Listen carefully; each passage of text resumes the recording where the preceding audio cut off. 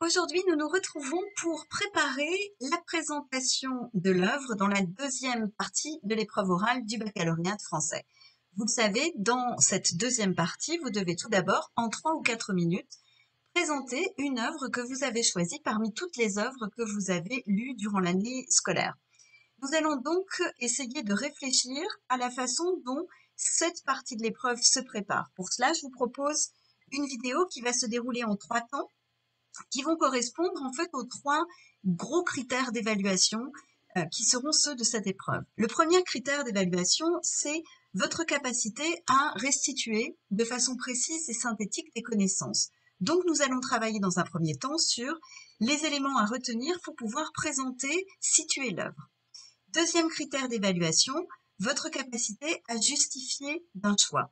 Nous allons donc travailler, et ce sera le deuxième temps de cette vidéo, sur la façon dont on arrive à comprendre, identifier ce qui, dans une œuvre, entre en résonance avec la personne que l'on est. Et dernier critère d'évaluation, évidemment, votre capacité à prendre la parole dans une situation donnée qui est celle d'un examen. Et ce sera le troisième temps de cette vidéo qui travaillera sur la conception proprement dite du brouillon. La première partie de notre travail va donc consister à s'interroger sur ce que l'on va donner comme élément d'information sur l'œuvre en question au moment où on la présente. Il va falloir, tout en étant succinct, puisque l'épreuve est limitée dans le temps, parvenir à être extrêmement précis et à montrer d'emblée à l'examinateur que l'on a des connaissances que l'on est capable de mettre en relation avec l'œuvre que l'on a choisie. Pour ce faire, il va falloir maîtriser tout un tas d'informations concernant le genre et l'époque de l'œuvre. Donc, je vous propose un certain nombre de questions auxquelles, évidemment, je n'apporterai pas de réponse, mais auxquelles vous êtes invités à apporter des réponses de façon à identifier les éléments qui vous paraissent les plus intéressants à présenter lorsque vous évoquez l'œuvre que vous avez choisie. Concernant le genre, il va falloir évidemment se demander à quel genre appartient l'œuvre, à quel sous-genre, si l'on est par exemple dans le genre théâtral, est-ce que l'on est face à une comédie, à une tragédie ou à un drame? Si l'on est face à une poésie, est-ce que l'on est face à une poésie en prose, à une poésie versifiée, à une poésie de forme fixe, à une poésie de forme libre, etc. Et enfin, quelle relation l'œuvre entretient avec le genre auquel elle appartient? Ça, c'est un moment qui est important dans votre questionnement. Si vous avez étudié une œuvre, vous avez évoqué son genre, et bien souvent, vous vous êtes rendu compte soit que l'œuvre était un modèle du genre, une comédie de Molière peut, par exemple, à bien des égards être considérée comme un modèle de comédie, dans la mesure où elle respecte toutes les règles, tout ce que l'on imagine de la comédie. Et une comédie de Beaumarchais, au contraire, peut s'écarter absolument des codes du genre, puisque si j'évoque le mariage de Figaro, il s'agit bien d'une comédie pour tout un tas de raisons qu'il va falloir identifier, mais il s'agit aussi d'une comédie qui s'écarte des règles de la comédie, puisque elle met en scène des personnages nobles, donc qu'elle emprunte à la tragédie. Une fois que vous avez répondu à ces questions, on peut considérer que vous maîtrisez à peu près le genre dans lequel s'inscrit l'œuvre que vous avez choisie. On s'intéresse maintenant à l'époque. Il faut évidemment identifier à quelle époque l'œuvre est écrite. L'époque, c'est le siècle, peut-être une partie, une moitié de siècle. Il faut identifier ce que vous savez de cette époque, ce que vous savez au point de vue historique, j'entends, et au point de vue littéraire. Au point de vue historique, est-ce qu'il y a dans le siècle qui m'intéresse des événements qui peuvent contribuer à mieux comprendre l'œuvre que j'étudie? Au point de vue littéraire, on parle évidemment de mouvement littéraire et culturel. Est-ce que cette œuvre s'inscrit dans un mouvement littéraire et culturel aisément identifiable et en quoi? Est-ce que, à contrario, cette œuvre s'inscrit dans un mouvement littéraire que pourtant elle ne respecte que pour partie? Et deuxième questionnement, c'est est-ce que l'époque de l'intrigue est la même que celle de l'écriture? Si je prends l'exemple de la princesse de Clèves, qui est écrite au XVIIe siècle par Madame de La Fayette, on sait que l'intrigue se déroule au XVIe siècle. Donc il va falloir s'interroger et formuler des hypothèses sur les raisons de ce choix. Pourquoi est-ce que Madame de La Fayette choisit le XVIe plutôt que le XVIIe? Troisième et dernier questionnement auquel je vous invite pour parvenir à situer l'œuvre avec précision lorsque vous la présenterez à l'oral du baccalauréat, c'est la question de la relation de cette œuvre à d'autres œuvres. Vous allez vous demander si vous connaissez d'autres œuvres du même genre qui auraient des points communs avec l'œuvre que vous présentez. Et si oui, sur quel point précis est-ce que ces œuvres sont semblables et sur quel point est-ce qu'elles diffèrent? À quelle œuvre peut-être de la même époque est-ce que je peux comparer cette œuvre?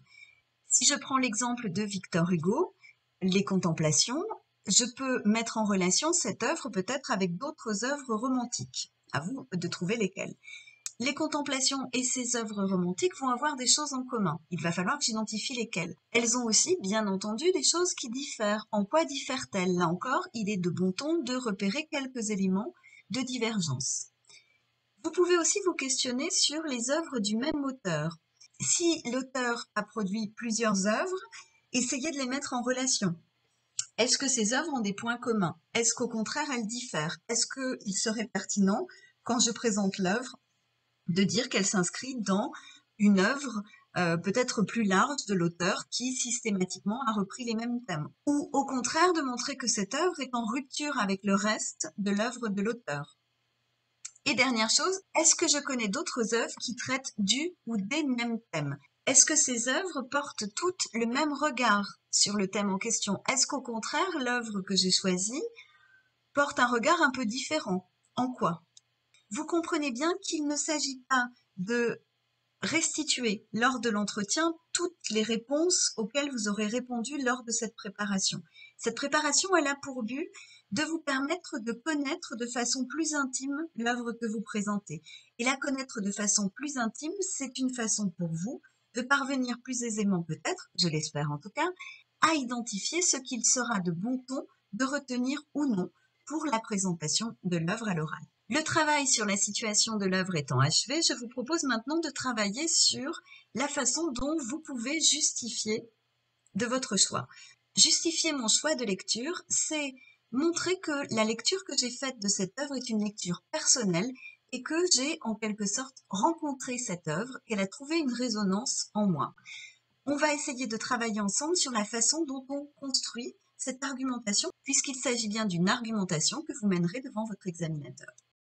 Pour ça, je vous propose la chose suivante. Vous allez, sur une feuille, très rapidement, noter 3 mots qui évoquent vos émotions face à l'œuvre. Cela peut être 3 mots évoquant la même émotion ou 3 mots évoquant 3 émotions différentes. Cela étant fait, vous allez pour chaque mot essayer de comprendre avec finesse ce qui provoque cette émotion. C'est-à-dire essayer d'identifier ce qui a permis à cette œuvre de vous toucher. C'est évidemment un travail que vous allez réaliser a posteriori, après avoir vu cette vidéo. C'est un travail sur le long cours, ça ne se fait pas en quelques minutes, cela demande évidemment un peu de réflexion et sans doute même est-ce un travail sur lequel vous allez revenir plusieurs fois au fur et à mesure de votre travail, de vos relectures de l'œuvre. Pour identifier ce qui, dans l'œuvre, entre en résonance avec la personne, le lecteur que vous êtes, je vous invite à vous interroger tout d'abord sur l'histoire, l'intrigue, les personnages. C'est évidemment le plus simple. Un personnage, une histoire nous touche, pour une raison ou pour une autre. Il va falloir essayer de comprendre pourquoi.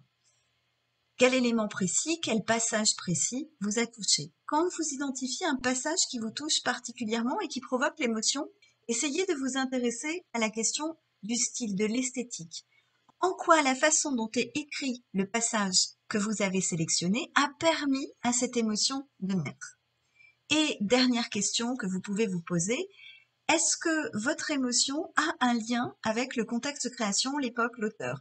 Je prendrai pour exemple l'œuvre de Marguerite Duras, dont on sait qu'elle est en lien de façon très forte avec l'époque de création, c'est-à-dire cette immédiate après-guerre dans lequel l'Europe entière est traumatisée, et je peux effectivement être émue du lien de l'œuvre avec un contexte qui par ailleurs me touche en soi. Évidemment, lorsque vous réalisez votre travail, comme vous allez aller chercher des passages très précis dans le texte, je vous invite à les noter et vous n'hésitez pas évidemment à surligner dans l'œuvre. Vous savez que pour l'épreuve orale du baccalauréat de français, vous avez le droit d'avoir annoté l'œuvre que vous présentez lors de la deuxième partie. Donc n'hésitez pas bien sûr à le faire, c'est évidemment une aide précieuse. Vous avez désormais identifié les principales émotions qui avaient été les vôtres ou qui sont les vôtres à la lecture de l'œuvre. Nous allons maintenant essayer d'approfondir ce qui permet cette émotion. Pourquoi est-ce que c'est cette œuvre que vous avez davantage rencontrée parmi toutes celles que vous avez lues? Pour cela, on va se poser 2 questions. comment est-ce que l'œuvre rentre en résonance avec mon monde et comment est-ce que l'œuvre rentre en résonance avec moi, c'est-à-dire mon individualité, ma personne. Premier questionnement, donc, l'écho que cette œuvre trouve à mon monde ou à ma vision du monde. Je vous invite, pour essayer d'y répondre, à vous poser 3 questions. La première, c'est est-ce que l'œuvre m'apprend quelque chose sur mon monde? La deuxième, est-ce que l'œuvre m'apprend quelque chose sur l'homme, sur l'humanité en général?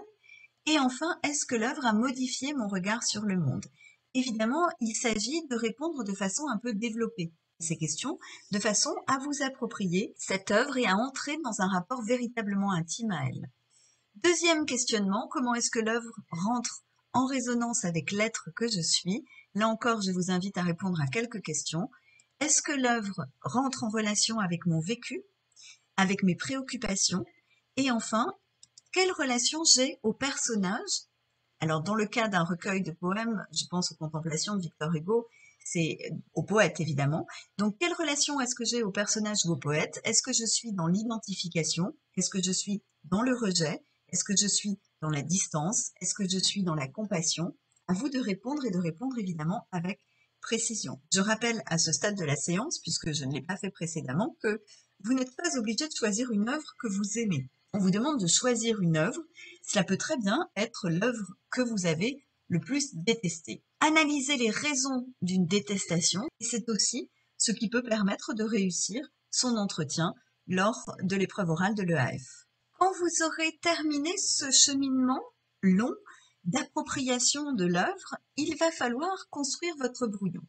Construire le brouillon, ce n'est pas quelque chose de très difficile si vous avez bien respecté les conseils donnés précédemment. Il va s'agir simplement d'aller repérer, identifier ce que j'ai vraiment envie de présenter à mon examinateur, les éléments qui me paraissent les plus pertinents, les plus efficaces, les plus originaux peut-être même. Conseil, ne rédigez pas. Ne rédigez pas votre brouillon pour la raison suivante. Vous allez travailler cette présentation de l'œuvre très en amont de l'examen.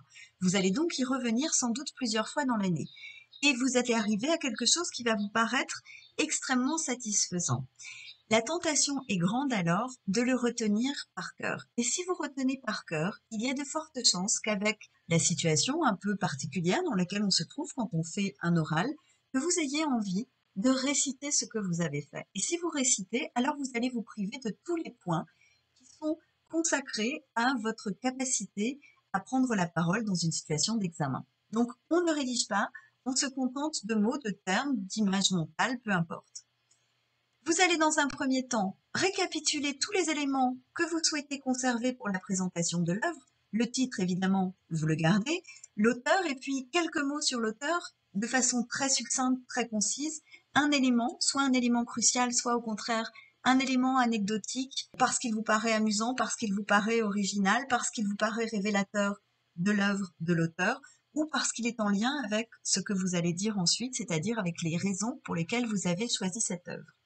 Quelques mots sur le genre de la façon la plus précise et la plus succincte possible, et quelques mots sur le siècle, évidemment en relation avec le mouvement littéraire, si tant est que l'œuvre s'inscrit dans un mouvement littéraire aisément identifiable.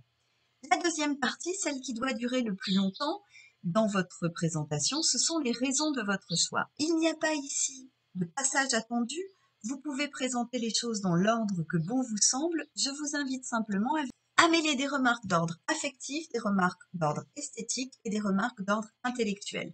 C'est-à-dire partir à la fois de ce que dit l'œuvre, des messages qu'elle véhicule, des grands débats qu'elle peut susciter, mais également de son écriture. On entre dans le détail de l'esthétique de l'œuvre et on essaie de réfléchir à la façon, c'est ce que l'on a fait plus haut, dont les choix faits par l'auteur sont venus trouver des échos en moi. Deuxième conseil, vous prenez appui de façon très précise sur l'œuvre en mêlant des références précises à celle-ci et des citations. Et je vous invite, dans une conclusion extrêmement rapide, à mettre en relation l'œuvre que vous venez de présenter avec une autre œuvre que vous aurez choisie dans toutes celles que vous aurez évoquées, remarquées lors du travail que vous avez fait à partir de cette vidéo. Surtout, n'hésitez pas à vous entraîner encore et encore. Dites à voix haute, déclamez, enregistrez-vous, faites devant vos camarades. Pour vous y aider, je vous propose une liste de critères d'auto-évaluation. Vous voyez que les 2 premiers sont consacrés directement à votre maîtrise de la prise de parole en public et que les autres sont plus directement en lien avec le travail que vous avez fait sur l'œuvre que vous présentez. J'espère que tout cela pourra vous aider un petit peu. Je vous souhaite un bon entraînement, je vous souhaite une bonne lecture et je vous souhaite aussi, bien entendu, une excellente journée.